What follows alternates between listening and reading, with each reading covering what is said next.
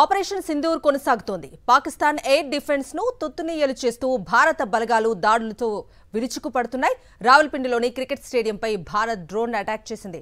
Pak league match కు ముందే ఈ దాడి జరగగా రావల్పిండి విడిచి వెళ్లాలని పాక్ క్రికెటర్స్ ను ఆదేశాలిచ్చింది ప్రభుత్వం. రావల్పిండిలోనే పాక్ ఆర్మీ ప్రధాన కార్యాలయం ఉంది. ఇదే అంశానికి సంబంధించి పూర్తి అప్డేట్స్ అందించడానికి మా input editor Ismail news room నుంచి లైవ్ లో జాయిన్ అవుతున్నారు. ఇస్మాయిల్, చెప్పండి, రావల్పిండి స్టేడియంపై భారత్ డ్రోన్ దాడి చేసినట్లుగా తెలుస్తుంది. పూర్తి అప్డేట్స్ ఏంటి?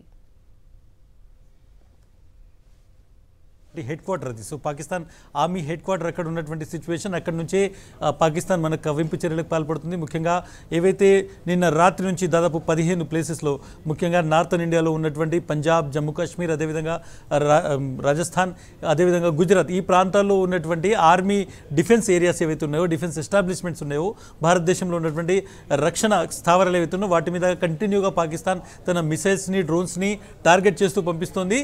సో ఎక్కడి నుంచి అయితే ఈ మిసైల్స్ వస్తున్నాయో వాటికి సంబంధించినటువంటి డిఫెన్స్ సిస్టమ్ని కొలాప్స్ చేయడానికి భారత్కి సంబంధించినటువంటి యాంటీ మిసైల్ సిస్టమ్ ఏదైతే ఉందో దాన్ని ఈరోజు ఆపరేట్ చేయడం జరిగింది. ముఖ్యంగా S-400 అనేటువంటి ఒక యాంటీ మిసైల్ సిస్టమ్ ఉంది. దాంతోపాటు సుదర్శన్ చక్ర అనేటువంటి 2 యాంటీ మిసైల్ సిస్టమ్స్ని ఆపరేట్ చేస్తున్నారు.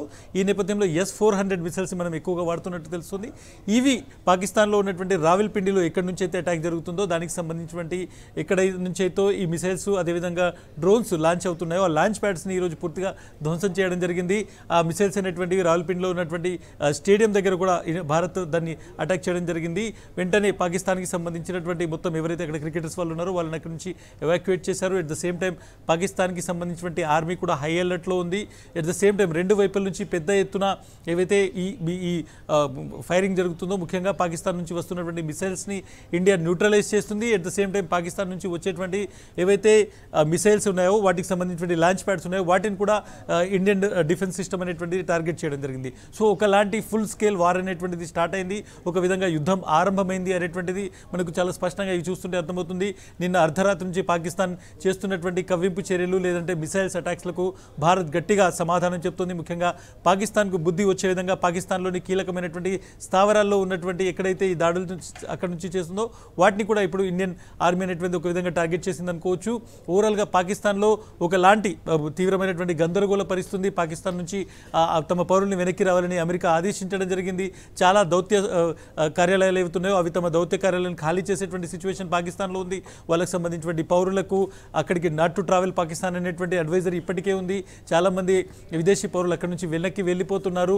పాకిస్తాన్లో ఉన్నటువంటి చాలా కీలకమైనటువంటి ఎయిర్పోర్ట్స్ అన్ని కూడా మూసేయడం జరిగింది. సో డెఫినెట్గా ఏదైతే ఆపరేషన్ సింధూర్ నిన్న రాత్రి నుంచి స్టార్ట్ అయిందో దాని కంటిన్యూషన్ అనేటువంటి జరుగుతుంది. సింధూర్ 2.0 ఒక విధంగా మనం కమిషన్ అయింది, 2.0 స్టార్ట్ అయింది అనుకోవచ్చు.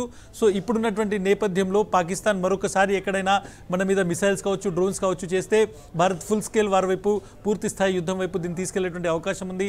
చాలా పాకిస్తాన్కి సంబంధించిన మిసైల్స్కి సంబంధించి ఏవైతే మన యాంటీ మిసైల్ సిస్టమ్ కూల్ చేసిందో వాటికి సంబంధించినటువంటి పడిపోయినటువంటి విడిభాగాలు, వాటికి సంబంధించినటువంటి ఏవైతే రిమైన్స్ ఉన్నాయో అన్నింటినీ కూడా ఇండియన్ ఆర్మీ కలెక్ట్ చేసింది. ఏ విధంగా